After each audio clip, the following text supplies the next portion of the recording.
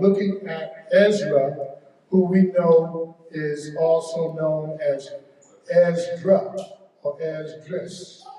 And so as we continue, are we rolling? As we continue, I want to say welcome to those of you from different places, whether you're in the United States, the UK, whether in Jamaica, any of the Caribbean islands. Wherever you are listening, we'd like to welcome you to another edition and Sabbath day with MHG. Shalom, shalom, shalom, and Shabbat shalom to you all. Today, our next installment on second book of Esdras, we will go into chapter 12 and 13. But our title today is Dreamer of Dreams, Home. And the reason I have as a subtitle, Home, is that's what we're looking at.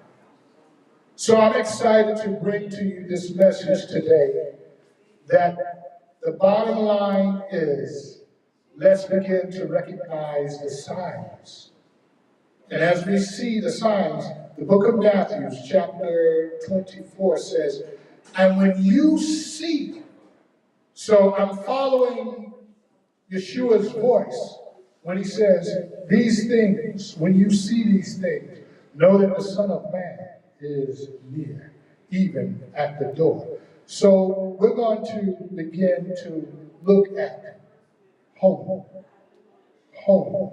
What does home have for us?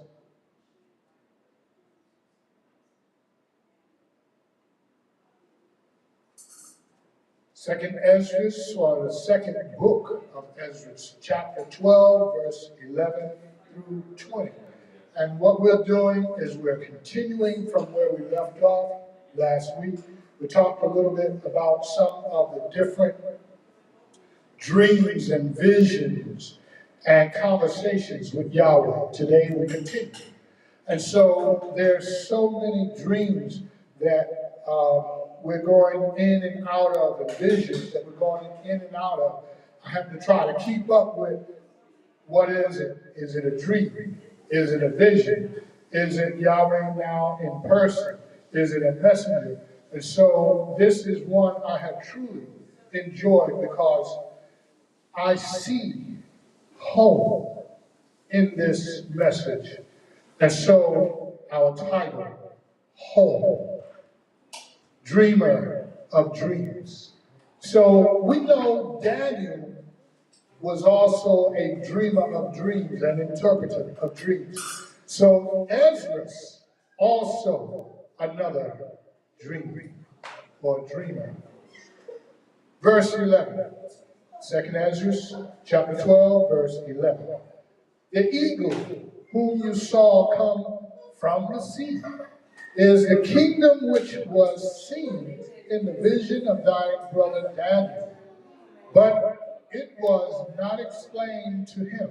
Therefore, now I declare it to you. Behold, the days will come that there shall rise up a kingdom upon the earth, and it shall be feared above all kingdoms that were before it. In the same shall 12 kings reign, one after another, whereof the second shall begin to reign, and shall have more time than any of the other 12, basically.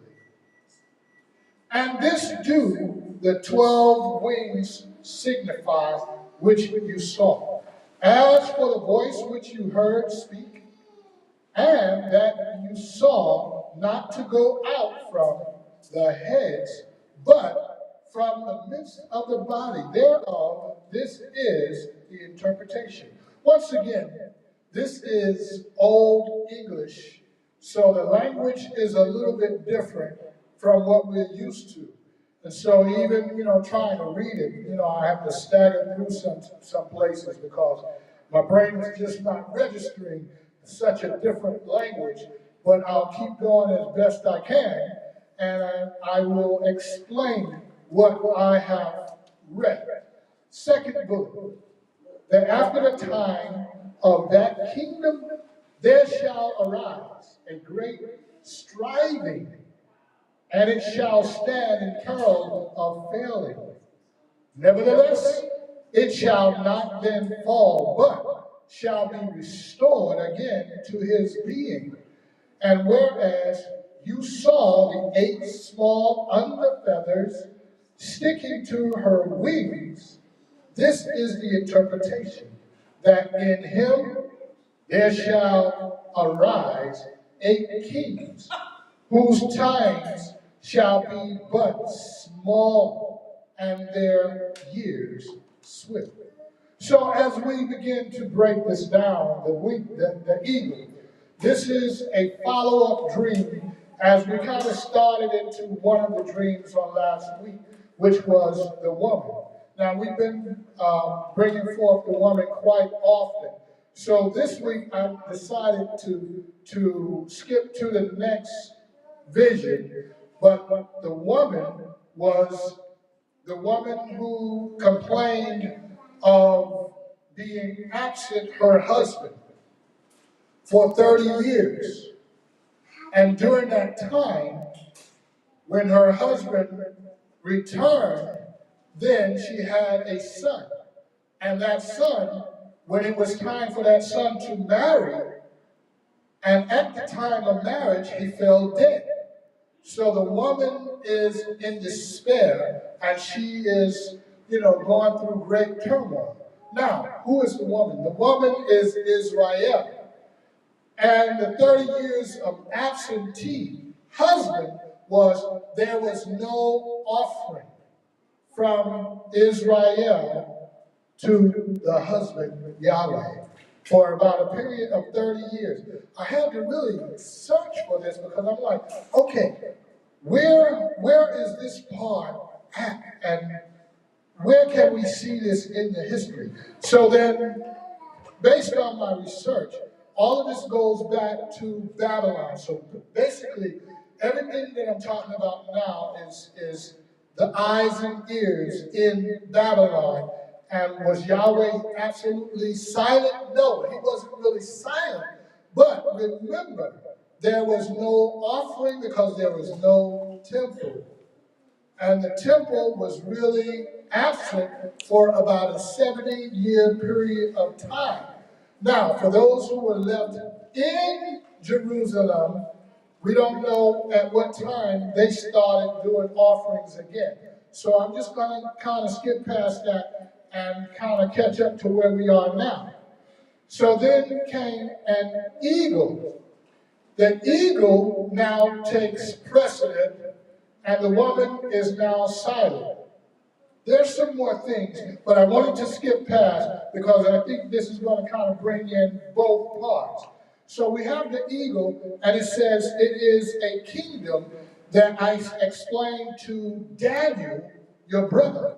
Now, are they blood brothers? They are kingdom brothers. But they were in exile at the same time. They were both in Babylon. And so Nebuchadnezzar was the king during that time, ruling over Israel. For the land was burned to a crisp, and only those who survived, some remained there. But it was not explained, as Yahweh says, to Daniel all the way. Now you may think, okay, at what point what we have read is this connected to Daniel? Well, if you look at Daniel chapter 2, you hear of Nebuchadnezzar's dream, then you hear that it was a statue. And then he says, the head of gold, the arms of brass and iron, the clay feet, the 4 different parts, but it is divided into 6 parts. If you get to the 4th, it says this was the Roman rule. He says it was different from the rest. And a stone that was hewn without man's hands came and knocked the statue over. So Nebuchadnezzar was the head. And so you can see how the timeline moves down to the Roman rule. So that's what we're talking about. But Yahweh says, now I'm going to give you more than I gave Daniel. He says, the 12 kings, now we just talked about 6. The 6th one that we're talking about in Daniel chapter 2 and chapter 7 is basically the beginning of the statue and the end with the kingdom of Yahweh. So we're 6 generations in, or 6 reigns in. This one talks about 12. So he's given us more than he gave to Daniel, in other words. So he says, they begin to reign one after another. When the second kingdom began to reign, the second king, he would have more time than any of the other kings. And he says, and this do the 12 wings signify. So, what does it signify? It says, down to the last, that after the time of that kingdom there shall arise a great striving or unrest, wars, and different things. And it shall stand in peril of failing. So this kingdom will come very close to falling, but it won't fall. Nevertheless, it shall not then fall, but shall be restored again to his beginning. And whereas you saw the 8 smaller under feathers, so the body, the wings, 12 wings, the eagle. But then from the body, there's 8 distinct feathers. And so he's asking questions about everything he's seen because it has significant meaning.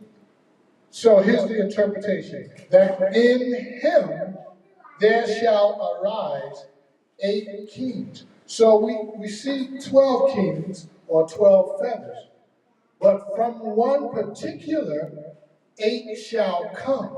So just as in Daniel, remember with Daniel we had the Greek kingdom, and 4 came out of Alexander the Great, as they were called, history calls him. And then once he fell to Rome, then the Roman rule, and 10, not just 8, but 10 came out of that. Later on, we'll see where there's another 2. I'm just going to kind of stick with what we have. But with Daniel, it talks about another 10 kingdoms. Now, from all of these different kingdoms, there's residue, or there's remnants of generations that came out from them, but signifying a bloodline may not continue, but the kingdom will continue. Such as Alexander the Great, his bloodline, Rome, that bloodline didn't continue. Caesar didn't continue, but it splintered into 10 different kingdoms. All right, let's continue. Dreamers of kingdom being restored. And this is exciting to me because I see Yahweh in this, and I see the kingdom. Hallelujah. Come, thy kingdom come. Actually, thy kingdom is here. Verse 21 through 29. And 2 of them, here it is, and 2 of them shall perish, the middle time approaching, 4 shall be kept after their end begin to approach, but two shall be kept until the end. And whereas you saw three heads resting, this is the interpretation. In his last days shall the Most High raise up three kingdoms and renew many things therein, and they shall have the dominion of the earth. And of those that dwell therein with much oppression, above all those that were before them, therefore are they called the heads of the eagle. For these are they that shall accomplish his wickedness, and that shall finish his last end. So let me explain this top before we move on to the bottom. So, as we see two that are kept for a different time, let's think about the three heads. That's what we're talking about. Here it is. Heads of the eagle. They were kept for another time. And that time, I believe we are in that time.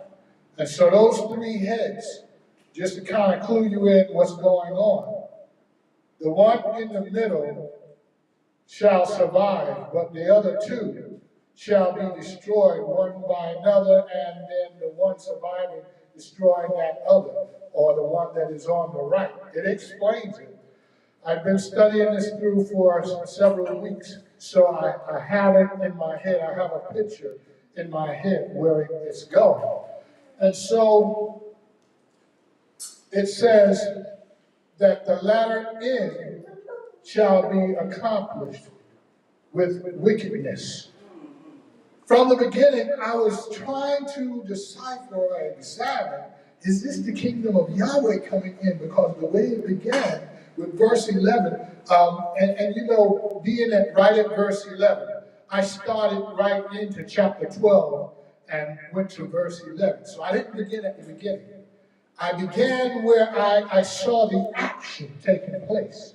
And so I'm trying not to give so much, but trim it down to the bare essence of what I'm trying to get to. And so when I started there, I'm like, okay, I really need to understand this because it's starting out, this is a kingdom that is being restored. Is this Israel?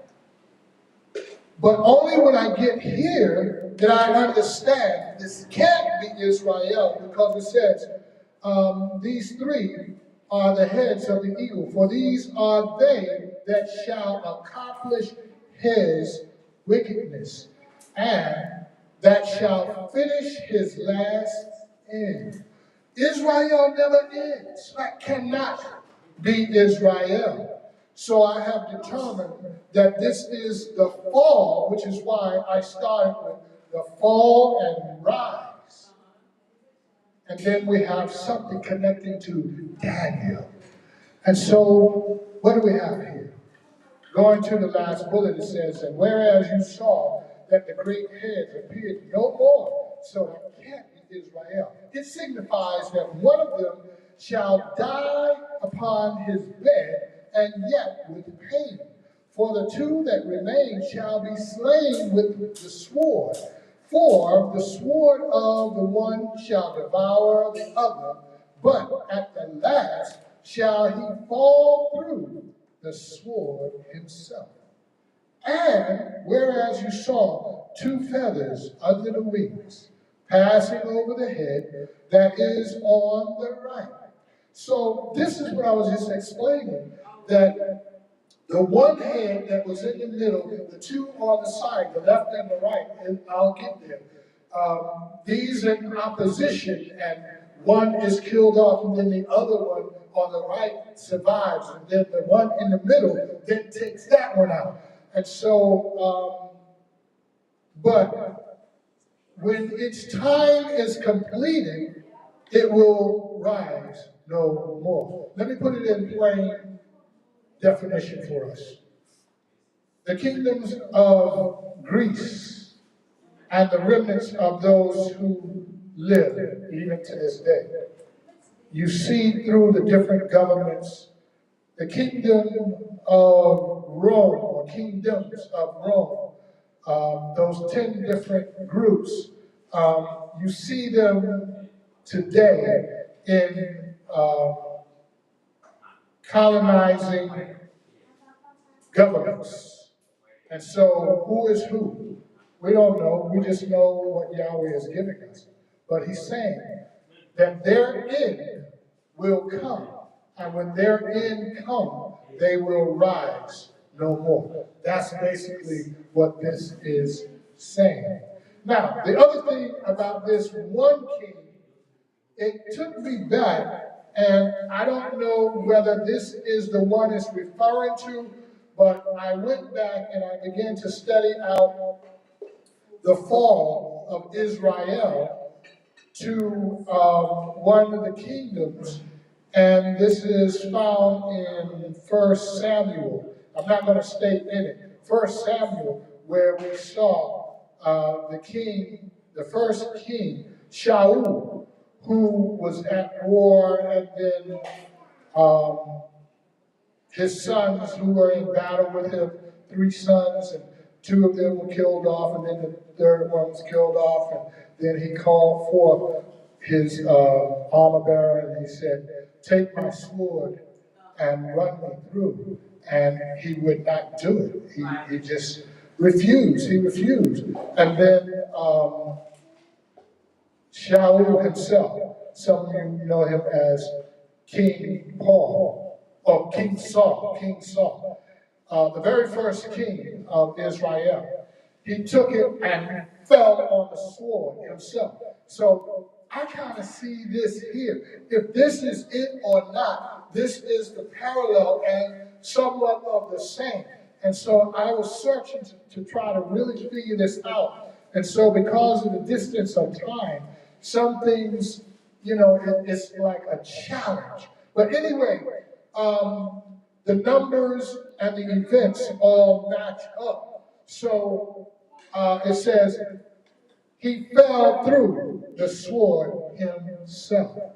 And I know that to be factual for King Saul, King Shaul. So I'm not exactly hooked on that's concrete. I can't say, because for a few weeks I've been looking at it over and over and over again. I'm still going to continue to look at it because that's how I study. I go over and over and over. And when I finish, I go back and go over and over again. Because what I'm seeing here is Daniel. Where does Daniel fit in this? Well, Daniel is a part of the Babylonian exile community, where all of Israel, except for those who remained, who were left. And so Daniel covers the whole 70-year period and some. He is one of those who never returned from Babylon.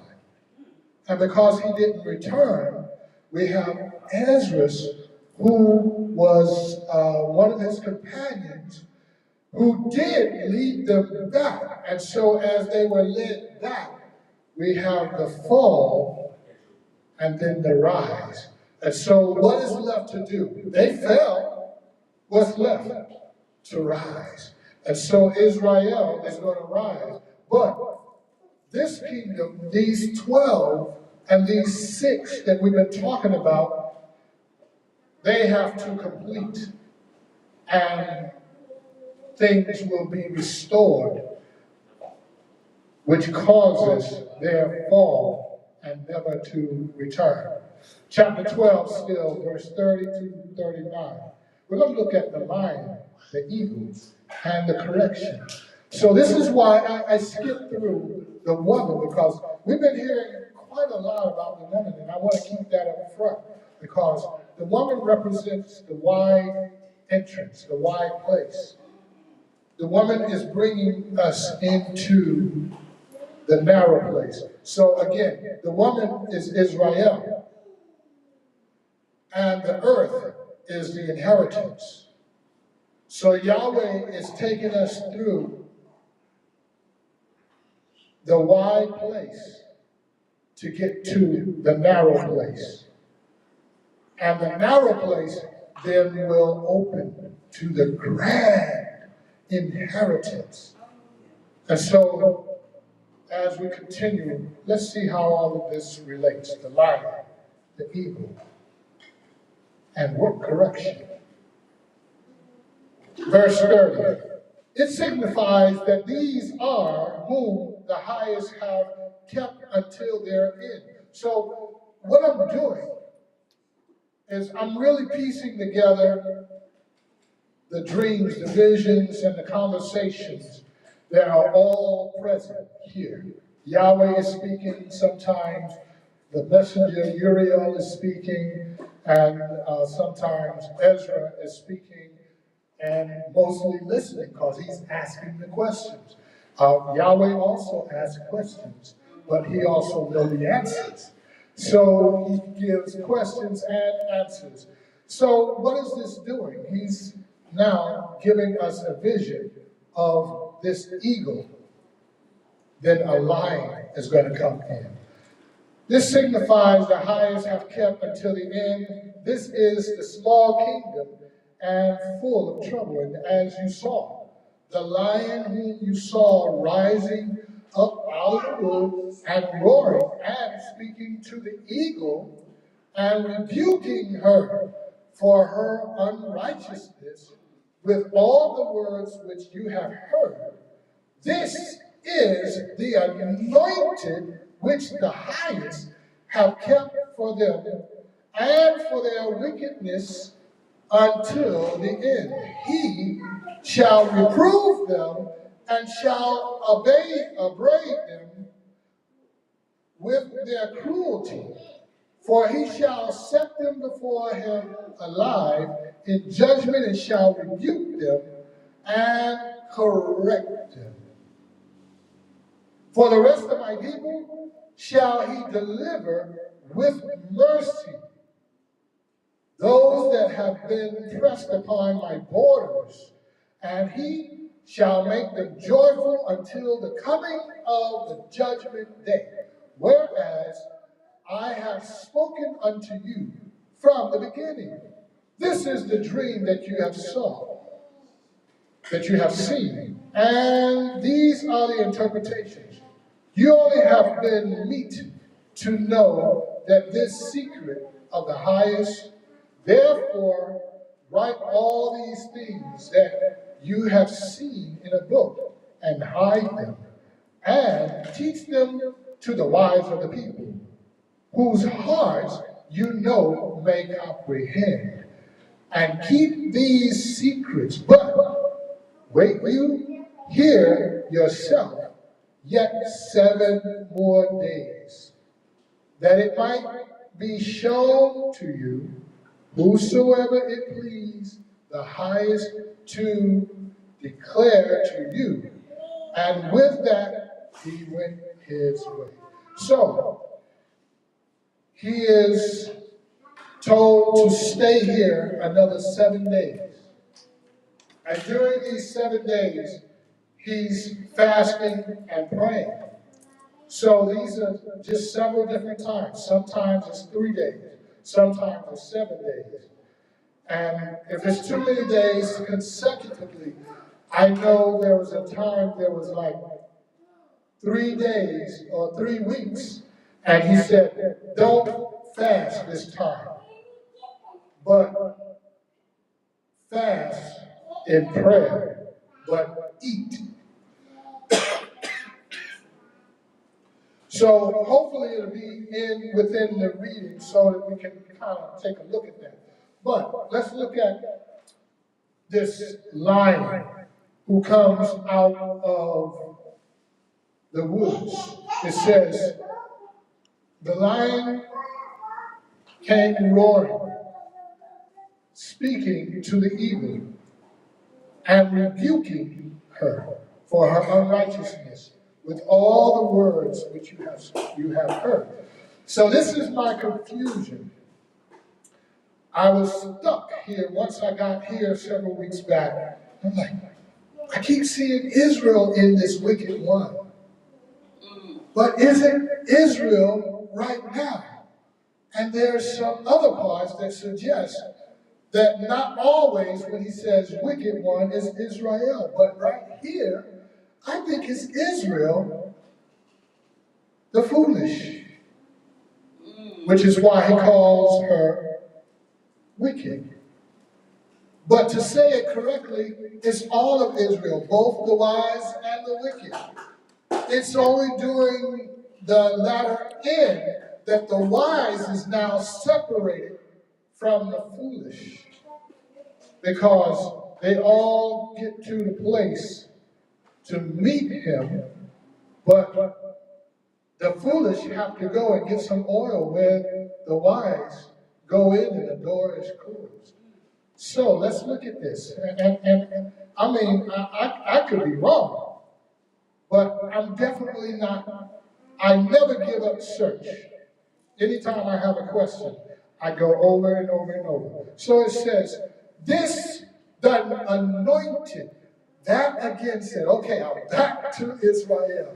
Because the wicked of the wicked world is not what he called the anointed.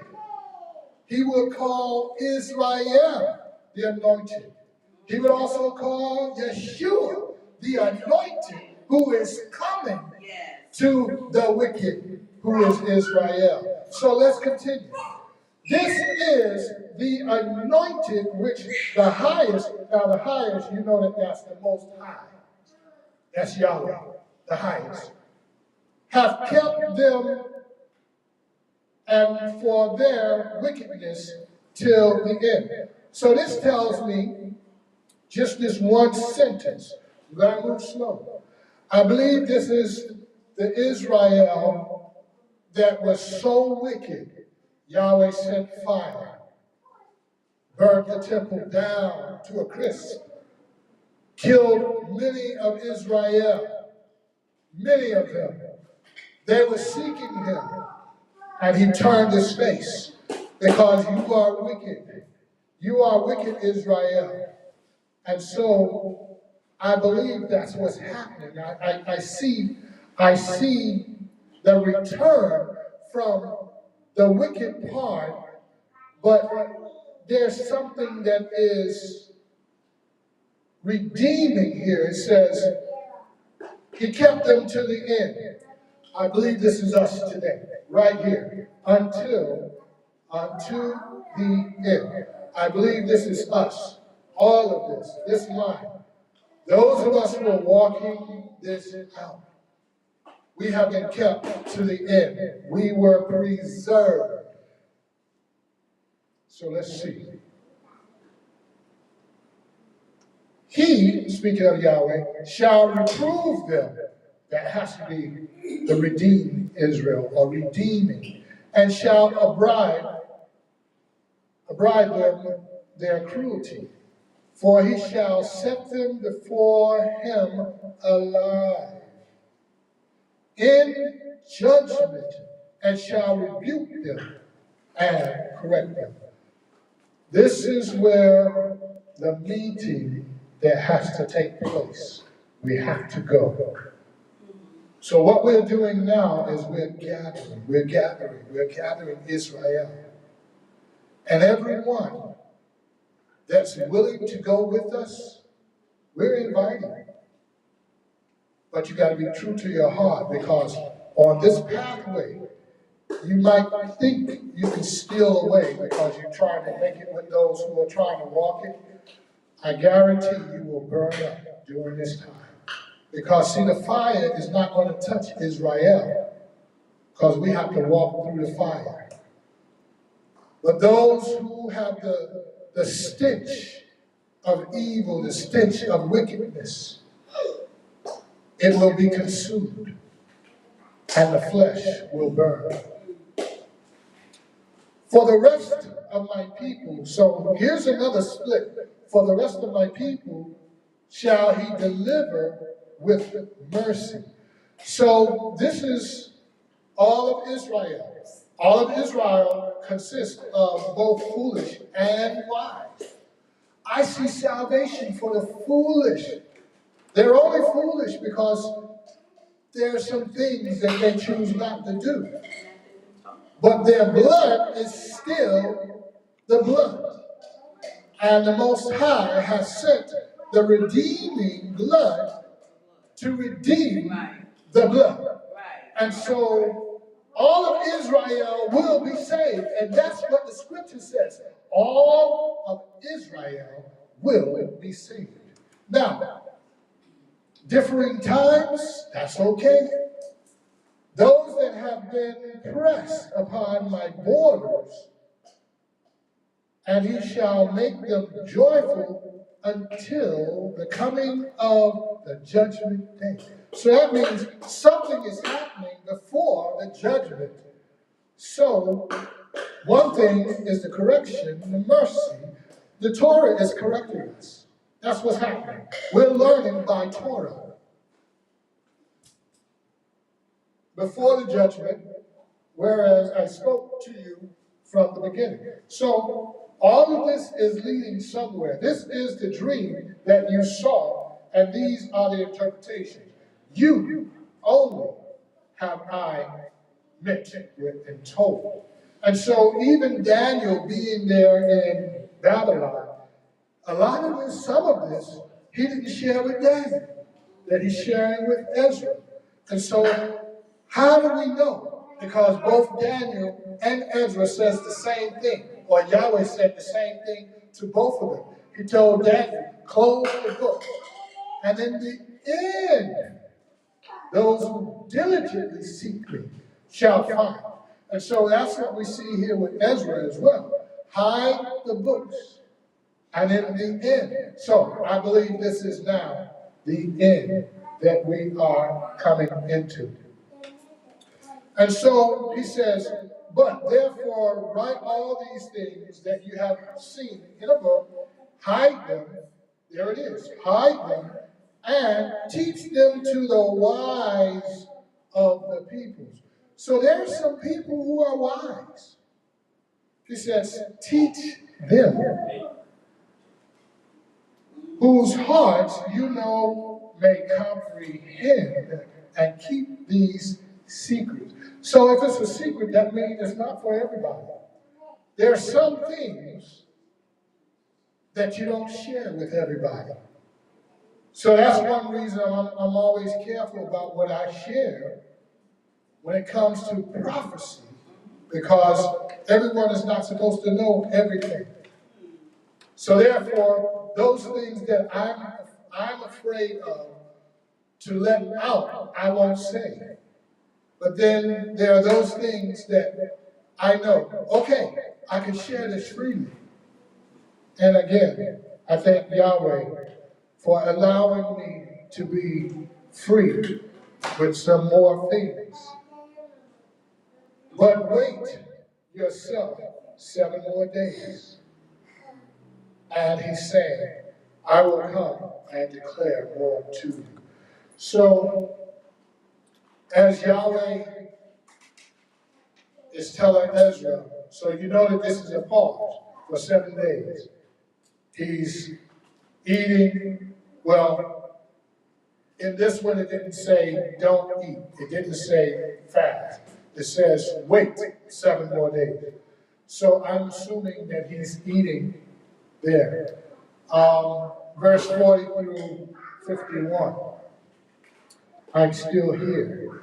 Let's see what it has to do with Babylon. And it came to pass, when all the people saw the 7 days were passed, and I not came again, or come into the city, they gathered themselves together from the least unto the greatest, and came to me, and said, what have we offended you? In other words, why are you staying away from us? 7 days have already passed. And what evil have we done against you that you've forsaken us and sit here in this place? For of all the prophets, you alone are left to us as a cluster of vintage and as a candle in a dark place, and as a haven or ship preserved from the tempest. Are not the evils which are come to us sufficient? If you shall forsake us, how much better had it been for us if we also had burned in the midst of Zion? For we are not better than they that died there. Are they wept? And they wept with a loud voice. Then answered I them and said, be of good courage, be of good comfort, O Israel, and be not heavy. You house of Jacob, for the highest have you in remembrance, and the mighty have not forgotten you in temptation. As for me, I have not forsaken you, neither am I departed from you, but am come into this place to pray for the desolation of Zion, and that I might seek mercy for the low estate of your sanctuary. And now go your way home, every man. And after these days will I come to you. So the people went their way into the city, like as I commanded them. But I remained still in the field 7 days, as the messengers commanded me, and did eat only in those days of the flowers of the field, and had my meat of the herbs.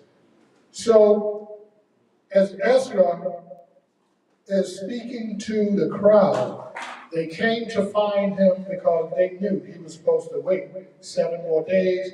Yahweh would come speak with him. But 7 days had passed, and they got impatient. They got together and went to him.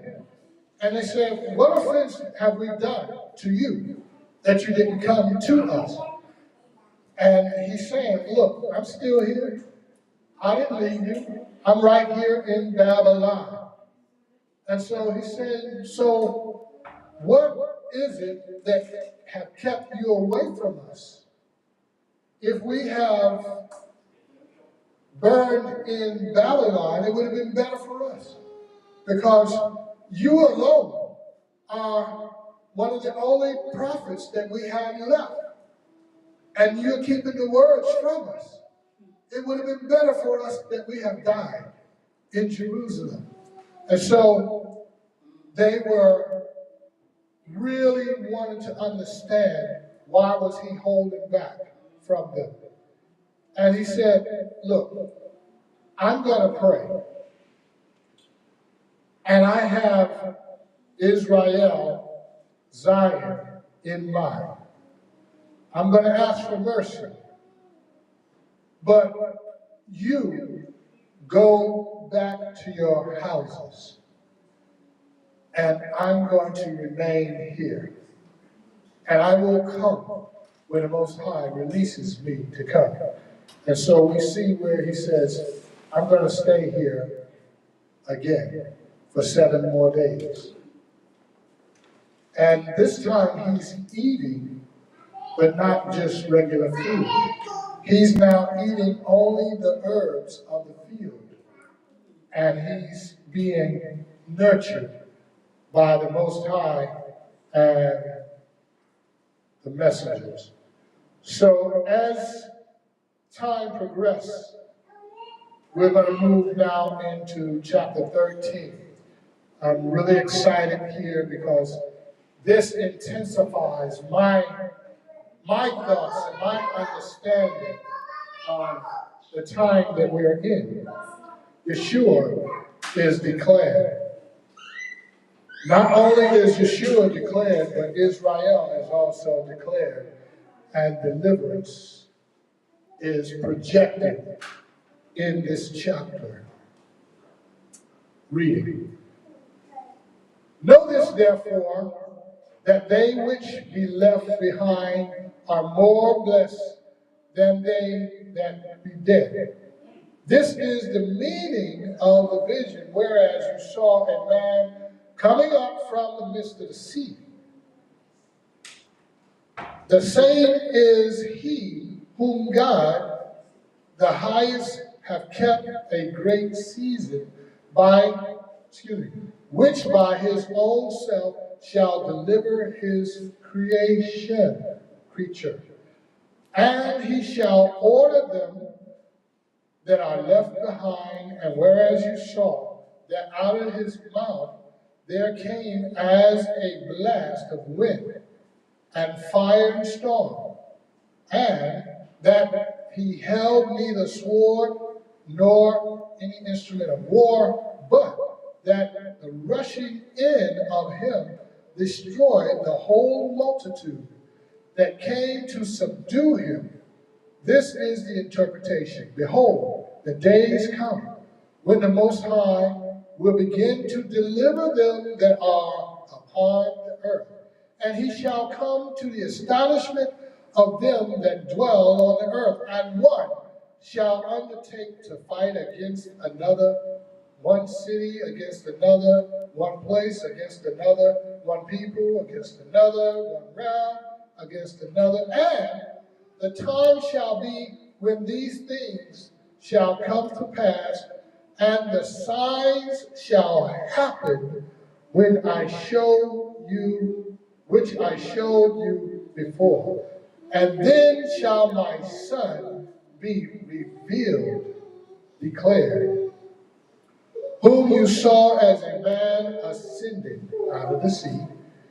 And when all the people heard his voice, every man shall in their own land leave the battle they have one against another, and an innumerable multitude shall be gathered together, as you saw them, willing to come and to over. We'll go on. As we begin with the first paragraph, he's saying, understand this, that those who are left behind, their judgments are firm. But those who are alive, it says, whereas you saw a man coming up out of the midst of the sea, the same as he, where it says, those who are alive are better off than those who are dead. That's what I'm referring to, because now when the Master himself comes, and those who are alive at the coming of the Master, 1 Thessalonians chapter 4, the same is he whom Yahweh has kept a great season, preserved. His own self shall deliver his creature. His own self, that's got to be Yahweh himself, but in another form as man, because they saw a man is what he saw. With the blasted wind, the fire, the storm, with a sword, but there was no instrument of war. It was all from his mouth. And it says, of him destroyed the whole multitude that came to subdue him. So they came to subdue him. Where did they come to subdue him? Remember when he came during his first visitation, that Israel said, may his blood be upon us and our children's children. And so that's exactly where we need the blood to fall. And so they didn't understand what they were saying was monumental. And so it says, behold, the day comes when the Most High will begin to deliver them that are upon the earth. So those who are alive, they will be delivered. And it says, he will come, and the earth will be surprised. Although they were looking for him, they just didn't know when. But they will hear his voice. It says, we will see the signs as we see the signs take place, he says, these things that I have shown you, then shall my son be declared. So when you see these signs, then Israel will be also declared. And it says, whom you saw as a man ascending. And so ascending, coming up out of the sea. Let's understand what the sea represents.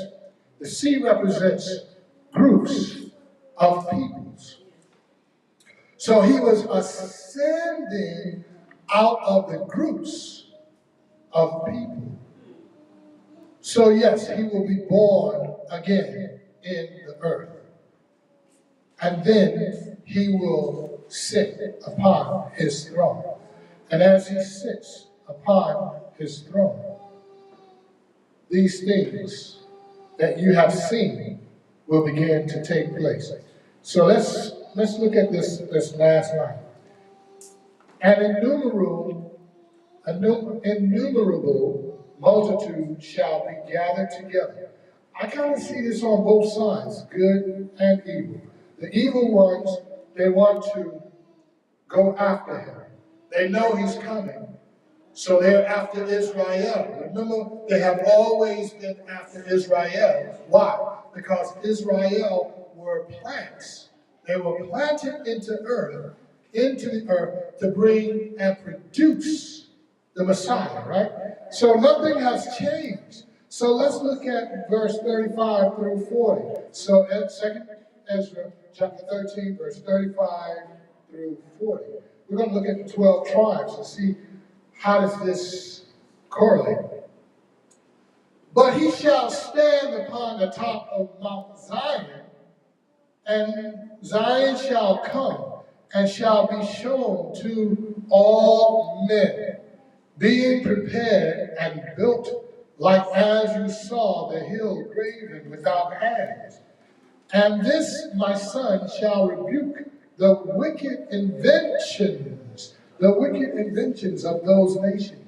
Remember, they build all types of weaponry, and they're so proud of every new weapon they get. They want to show it off. So they have these parades, and they march down the street and show their paralysis. They want to show themselves as mighty men of war. And we are able to defeat our enemies. And so, and this my son shall rebuke the inventions of those nations, plural, which for their wicked life are fallen into the tempest, and shall lay before them their evil thoughts, and the torments wherewith they shall begin to be tormented. So there's a close relationship between these wars and the destruction and the torment of the peoples. So it says, which are like unto a flame. There it is. And he shall destroy them without labor by the law, which is like unto me.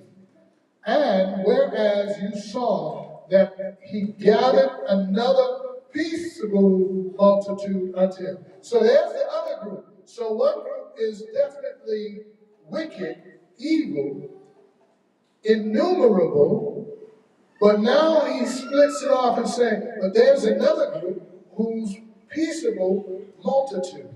Not that they came in speaking peace, praying for peace, is that they will achieve a generation of peace for 1,000 years is what it's pointing to, the millennial reign. So let's see how it relates. He shall destroy them without labor by the law. Wait a minute, I thought we were no longer under the law.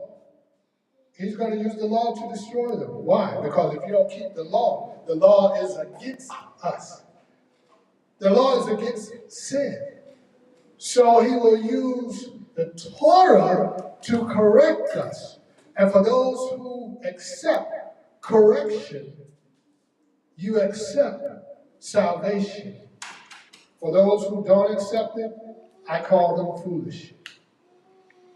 Those are the 10 tribes, there it is, which were carried away prisoners out of their own land in the time of Oshia, the king, whom Salmanasar, the king of Assyria, led away captive. And he carried them over waters, and so came they into another land, but they took this counsel among themselves that they would leave the multitude of heathens, so there's the split, and go forth into a further country where never mankind dwelt, that they might there keep their statutes.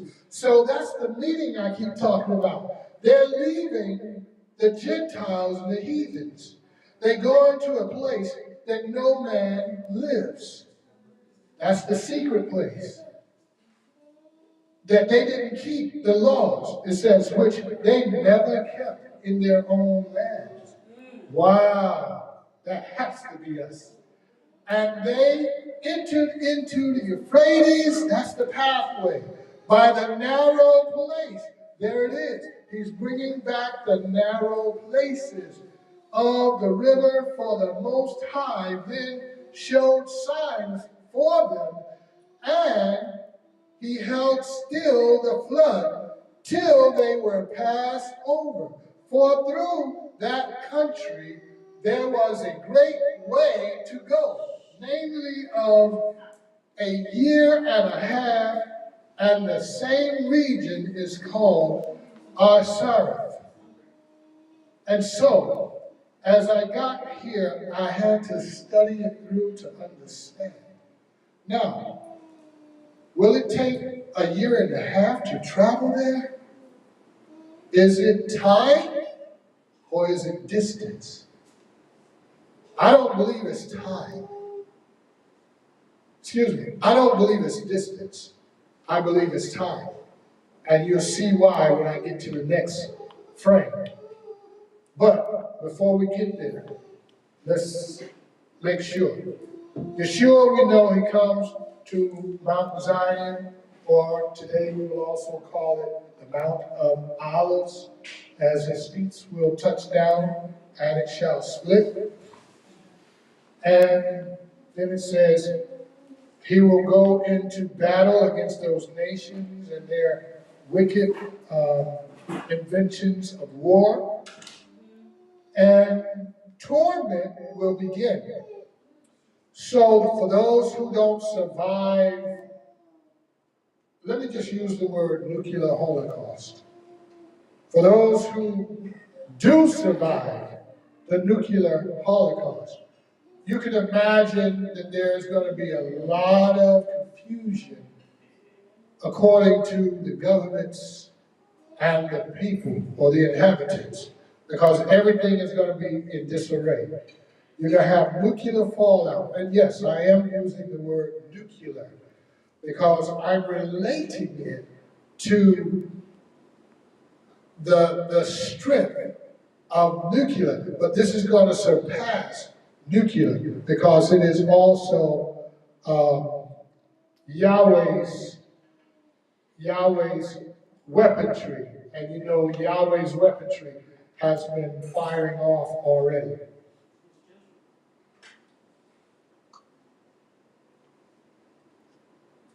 The ring of fire is one. The animal kingdom, that's two. Disease, that's three. Famine, four. Man, five. He has an army we can't fight.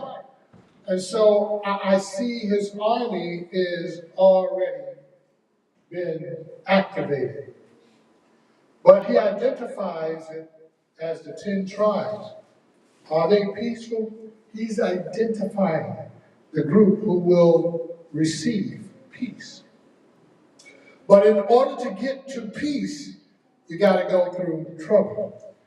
And this king right here is also scriptural, the prophet Hosea.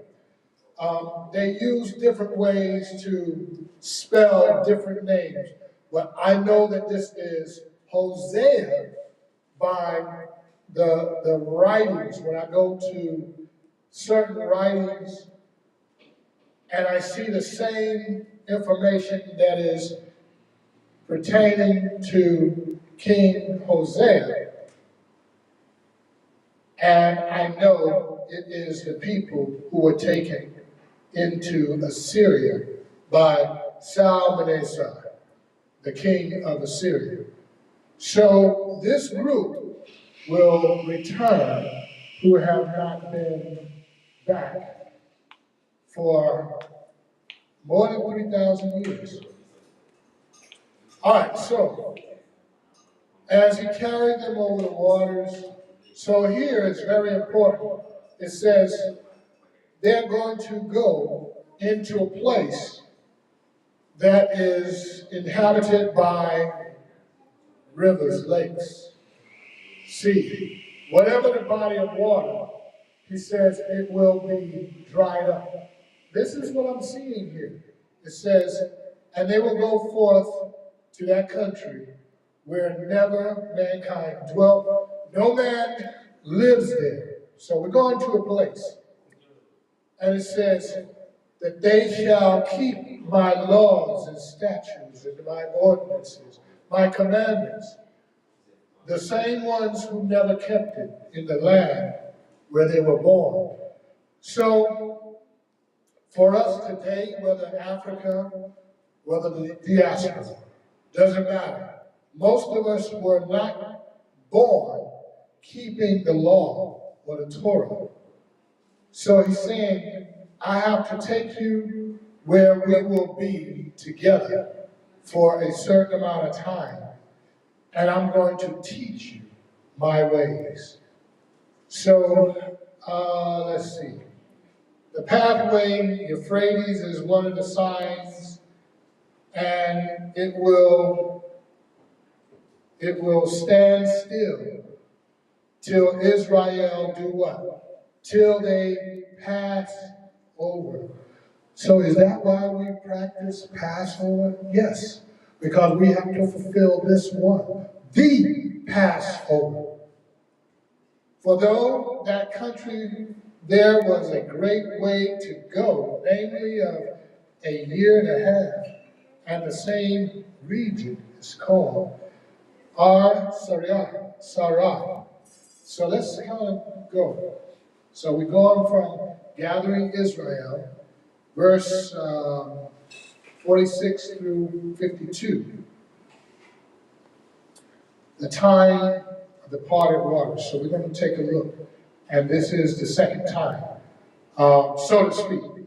Then dwelt they until the latter times. And now when they shall begin to come, the highest shall stay the springs of the streams again, that they may go through. Therefore, saw you the multitude with peace. But those that be left behind of those of your people are they that are found within my borders. Now, when he destroyed the multitude of the nations that are gathered together, he shall defend his people that remain. And then shall he show them great wonders. Then said I, O Yah, that beareth rule, show me this. Wherefore have I seen the man coming up from the midst of the sea? And he said to me, like as you can neither seek out nor know the things that are in the deep of the sea, even so can no man upon earth see my son or those that be with him, but in the daytime. So right here, let's understand that in the latter time, they're going to come out. Where are they coming out? From where they went. Remember, they passed over the Euphrates and the waters withheld. So now they're on their way back from there. And so it says, the highest shall stay the springs of the streams again, that they may go through. Therefore you saw the multitude with peace. So this is them returning to general population of the nations. But those that be left behind of your people are those that are found within my borders. So this is where I believe are the foolish, those who are left behind. I believe this is them, that he says, now when he has destroyed the multitude of the nations, so now we're definitely talking about the nations that are gathered together, he shall defend his people. So it shows that he's also going to defend the foolish. They will get protection. So they will be the saviors of those who remain. Why? Because they will know the signs that they missed, and they will be too through to miss them again. And so he goes back, well, can you show me one last thing? Can you show me the man who came up out of the sea? And Yahweh is saying, just like you can't go into the depth of the sea from dry land, you don't understand what's under the sea. So he says, same with my son, Yeshua. Can no man see him except those that be with him. So those who are with him, who will be with him? Well, I know the 144,000. There's also a number no man can number. Now they will all go and be together for a certain amount of time.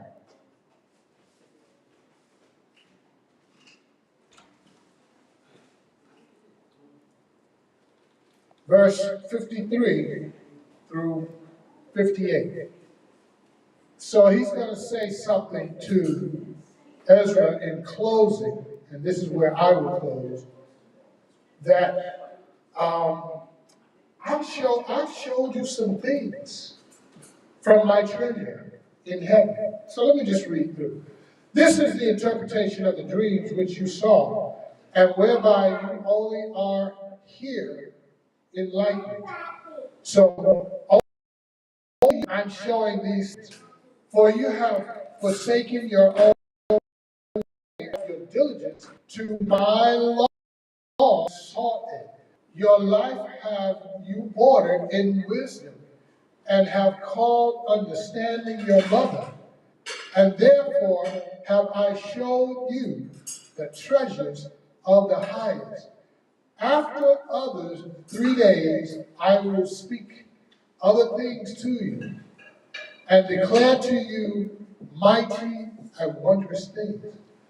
Then went I forth into the field, giving praise and thanks greatly unto the Most High, because of his wonders which he did in time, and because he governed the same, and such things as fall in their season.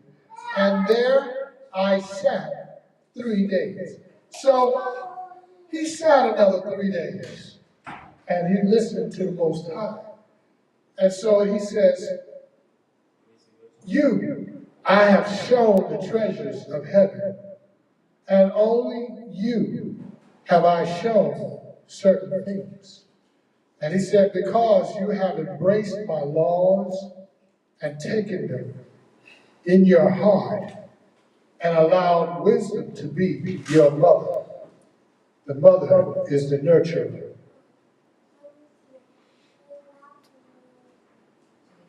I want to go back to one thing And I want to just kind of give a little bit of clarity. Okay, here it is.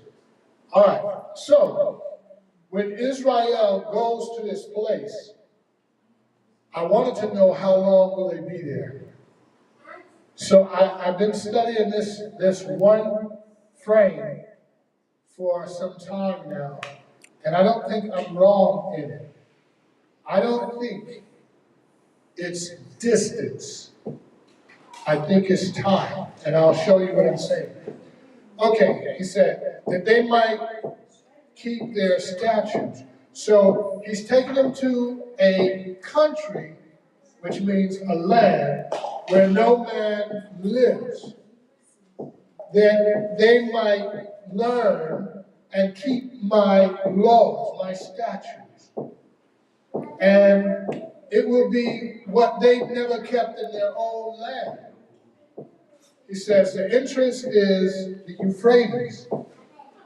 And so I wondered how long. And then when I got back here, I said, till they were passed over, for through, yes, for through that country there was a great way to go, namely of a year and a half. And the same region is called Arsarat. So I tested this to say, is it distance or is it time? So if it's distance, then in the latter time, it should also take them a year and a half to come back. But I don't get that. What I get is here. It says, now when they shall begin to come, the highest shall stay the spring of the stream again, and they that you might go through therefore saw the multitude with peace. But those be left behind of your people are they that are found within my borders. Now when he destroys the multitude of the nations that are gathered together, he shall defend his people that remain. So I know something about the time. Time, times, and halftime. So if it took them a year and a half to travel in, and if it takes a year and a half to travel out, that's 3 years right there. So how long did they stay in there? They got to spend some time with the Most High. And I can already tell you, they don't go in there for 6 months. I can tell you that just don't fit the timeline. So if I just add even 1 year to that 3 years, you're outside of the timeline. So I believe this is time and not distance. The time that they spend there is a year and a half.